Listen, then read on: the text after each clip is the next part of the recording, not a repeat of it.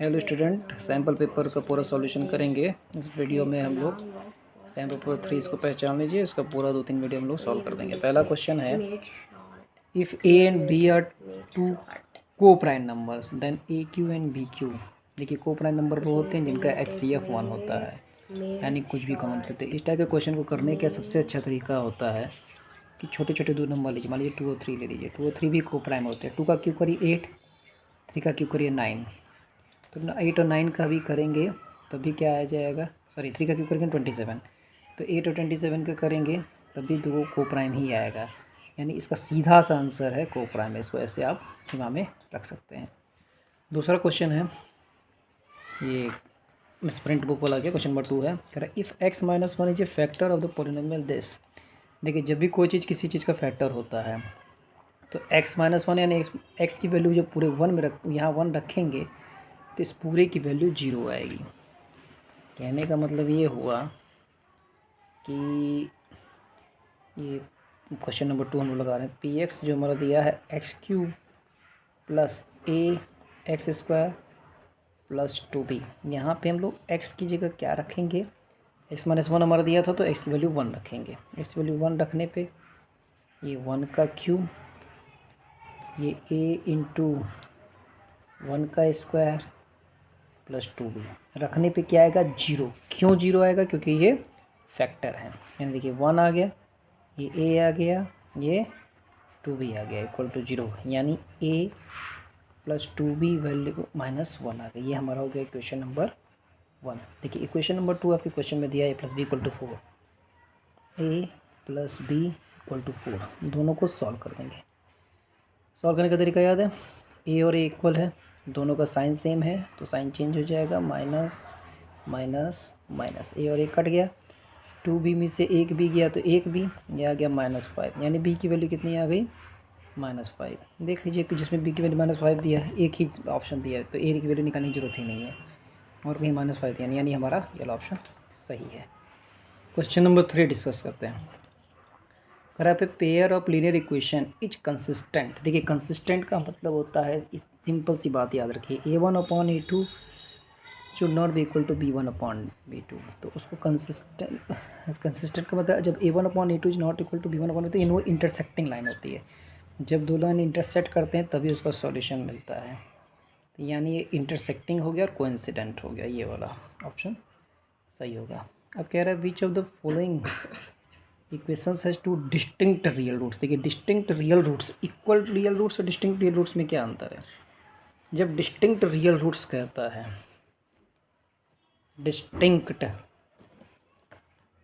Real roots, तो वैसी case में हमारा डी जो होता है वो 0 से बड़ा होना चाहिए।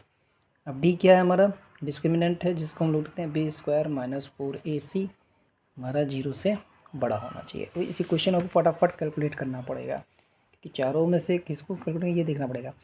अब यहाँ देखिए, यहाँ पे इसको जब कंपेयर करेंगे a² plus bx plus c से, a की वैल्यू 2 आ गई, b की वैल्यू -3√2 आ गई, c की वैल्यू 9/4 आ गई।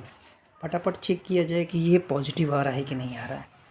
ध्यान से देखना है, a की वैल्यू 2, a की वैल्यू 2, b की वैल्यू -3√2, c की वैल्यू 9/4। उसको चाहे तो एलसीएम लेके और भी आसान कर सकते हैं।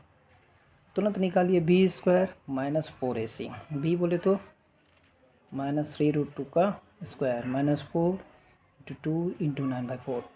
देखिए 4 से 4 कट गया, 2 9 जा 18। अभी देखिए 3 3 जा 9, -3 का स्क्वायर का 9 आएगा, √2 का स्क्वायर का 2 आएगा, 9 2 जा 18 -18, यानी 0 आ गया।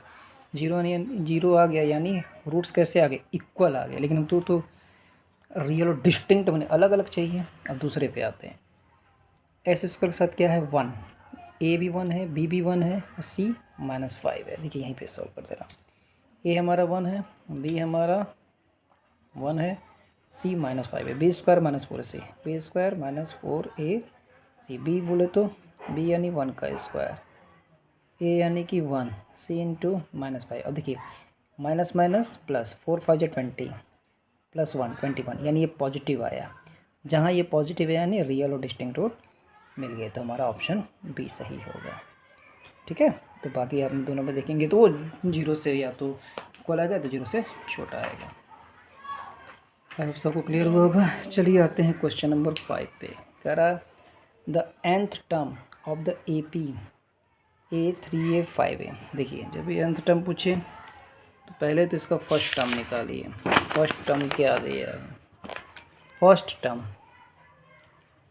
टर्म हमारा A दिया है। Common difference 3A minus A यानी 2A। फॉर्मूला लगा दीजिए। nth टर्म का फॉर्मूला होता है A plus n minus 1D। यहाँ कैपिटल A लिख सकते हैं आप चाहें तो। फर्स्ट टर्म हमारा क्या है? A n माइनस 1D यानी हमारा 2A हो गया। 2A हो गया, इसको सॉल्व कर लीजिए। A plus 2AN minus 2A यानी क्या आ जाएगा? 2AN माइनस A कॉमन ले लीजिए यानी क्या बचा? 2N minus 1। ऑप्शन देख लीजिए कौन सा वाला है? बी वाला। ठीक। अब कह रहा है the distance of the point -6 8 from axis. देखिए सीधा सवाल, जब एक्स एक्सिस से पूछे तो वाई की वैल्यू लीजिए, वाई एक्सिस से पूछे तो एक्स की वैल्यू, उल्टा एक्स एक्सिस से पूछा तो वाई की वैल्यू, यानी 8 यूनिट से आंसर आ जाएगा। यहीं खत्म हो गया क्वेश्चन। ठीक, समझ आ रहा है? अगला क्वेश्चन देखेंगे, क्वेश्चन नंबर 7 देखिए क्या कर रहा है। इसमें थोड़ा सा डायग्राम बनाएंगे, यहाँ मैं कर दे रहा हूँ। The base BC open equal triangle ABC। पहले ये बनाइए, पूरा अच्छे से क्वेश्चन पढ़िए। The base BC open equal triangle ABC lies on Y axis. The coordinate of C, माने C यहाँ पे है, क्यों? क्योंकि -3, 0 -3, ये 0 -3। The origin is the mid point of the base. Origin जो है ये मिड पॉइंट है of the base BC। What are the coordinates of A and B? The base BC the coordinates C 0 -3 if the origin is the mid point. देखिए ये mid point दिया यानी 0 0। मान लीजिए हमारा यहाँ पे कहीं होगा, ये B है, C है, A हमारा यहाँ कहीं होगा। मान लीजिए इक्विलेटरल ट्राइंगल है बच्चों, याद रखिएगा। देखिए इक्विलेटरल ट्राइंगल है, अगर ये मिड पॉइंट है, देखिए ओरली लगाने वाला क्वेश्चन है।